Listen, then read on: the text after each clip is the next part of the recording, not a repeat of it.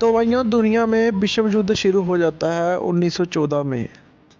उस वक्त जर्मनी और ब्रिटिश जो थे वो सबसे ताकतवर थे पूरी दुनिया में।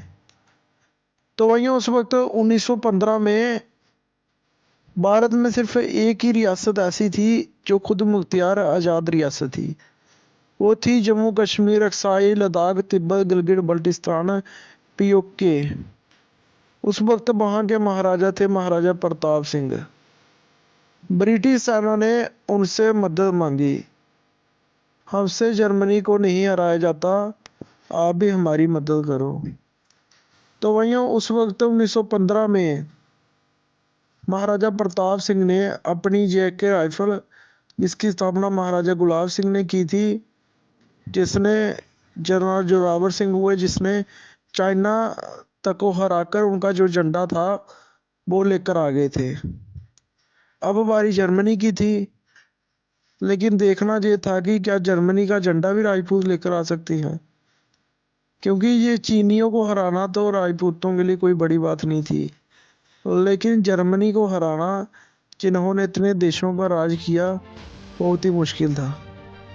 तो वहीं इसकी अगुवाई भारत को ही बसाने वाले चंद्रवंशी क्षत्रिय राजा भरत, जिनके पुरखों ने महाभारत का युद्ध लड़ा, पांडव पुत्र अर्जुन के वंशज और दिल्ली के महाराजा अनंगपाल तोमर के भाई राजा जेतपाल तोमर, जिन्होंने पठानकोट और इसके अलावा नूरपुर पर राज किया, उनके वंशज लेफ्टिनेंट कर्नल रघुवीर सिंह पठानिया को उसकी जिम्मेदारी दी गई।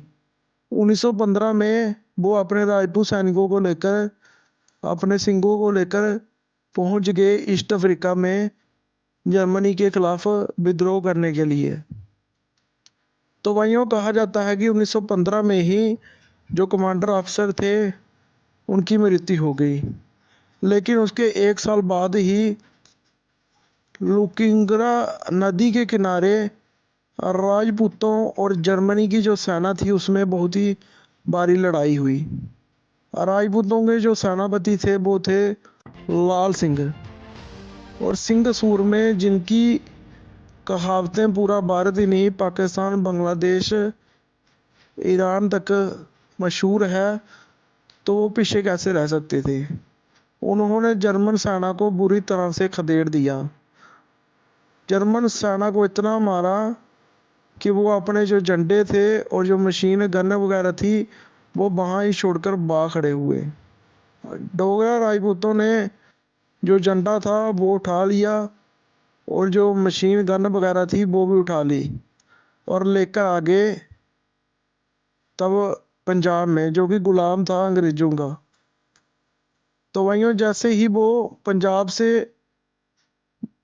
जम्मू की तरफ आए तो जम्मू रेलवे स्टेशन में उनका बहुत ही अच्छे से स्वागत किया गया, क्योंकि राजपूतों ने दूसरे देश में जाकर जर्मनी का झंडा लेकर आ गए थे, जैसे चाइना को हराकर जनरल जोरावर सिंह लेकर आ गए थे। तो वहीं ये दोनों झंडे चाइना के हो या जर्मनी के, आज भी जेके राइफल, जम्मू कश्मीर राइफल में आप देखने भी जा सकते हो। अगर आप सभी चाहते हैं कि हम ऐसे ही क्षत्रिय समाज के आवाज़ बेबाकी तरीके से बुलंद करते रहें, तो आप इस क्यूआर कोड के स्क्रीनशॉट लेकर हमें जितनी सपोर्ट करना चाहते हैं तो कर सकते हैं, और इसके अलावा बैंक कोड के थ्रू भी आप हमें फाइनेंशियली सपोर्ट भी कर सकते हैं, ताकि हम आगे भी क्षत्रिय समाज की आवाज़ इसी बुलंदी से और बेबाकी तरीके से बुलंद करते रहें।